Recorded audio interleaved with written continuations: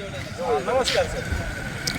Sir आता आपला प्रवास कसा आहे आणि कुठून आलेला आहेत आणि कुठं चाललेला आहेत आणि तुमचं मत काय आहे मनोगत का तुमचं व्यक्त करा. मी लातूर जिल्ह्यातील अहमदपूरहून येथून आलेला आहे.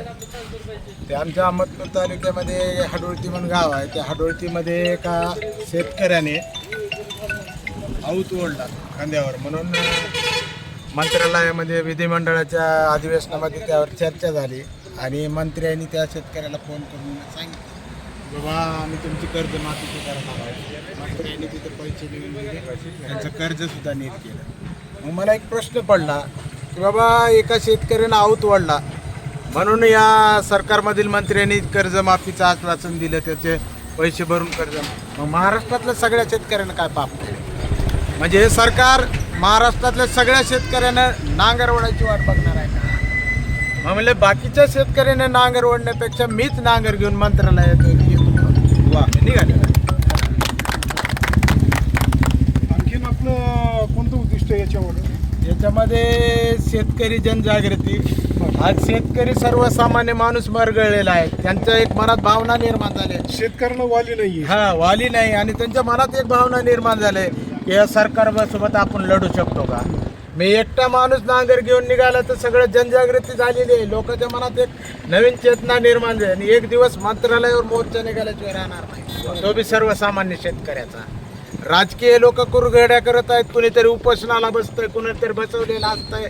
अशामधून शेतकऱ्यांना आणि सर्वसामान्य माणसाच्या तोंडाला पानं पुसण्याचं काम करत आहे ते. शेतीमाल आणि जी सध्याची महागाई आहे याच्या तुलनेची बाबतीमध्ये काय म्हणायचं? बरोबर आहे, कारण आज बघितलं खताचं पोतं किती रुपयाला होतं, DAP किती होता मामा?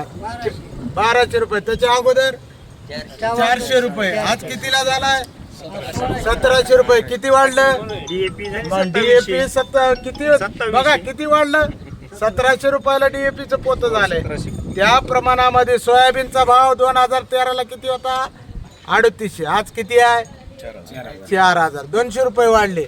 इकडे बघितलं तर ते चौपटीनं 5पटीनं खता बियाचे सगळ्याचे भाव वाढले आणि आपल्या सोयाबीनचा भाव आणखीन. हेच देवेंद्र फडणवीस नागपूरला पाशा पटेलला घेऊन रॅली काढली होती. त्यावेळेस 2013ला त्यांनी सांगितलं होतं की आम्हाला 6000 सोयाबीनला भाव द्या. आज 14 वर्ष किती? 11 वर्ष झाले आणखीन सोयाबीनवर. पाशा पाटील साहेब सोयाबीनवर प्रक्रिया करणार होता, आता बांबूवर करायला निघालाय.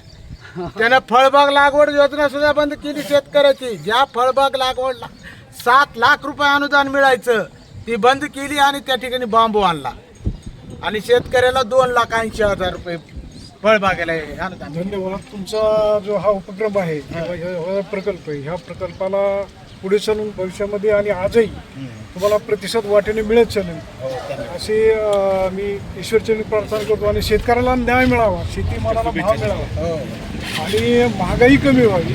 शेती खतं, बी बियाणं, औषधं आणि औषधाचं प्रमाण शेतकऱ्यांना सुद्धा कमी करावं. कारण कसं आहे, याच्यामुळं शेतीचं फार मोठ्या प्रमाणात नुकसान होतंय. आपली जी पुढची पिढी, या पुढच्या पिढीसाठी आपल्याला शेतजमीन जर ठेवायची असेल तर ह्या रासायनिक औषधांचा वापर कमी सांगतो. एक मागणी आहे माझी. बोला. ज्या पद्धतीने तुम्ही गोशाळेला अनुदान देताय का नाही, 1500 रुपये प्रत्येक गाईला, तर प्रत्येक शेतकऱ्याला 10 गाईपर्यंत 1500 रुपये अनुदान देणार का गाय?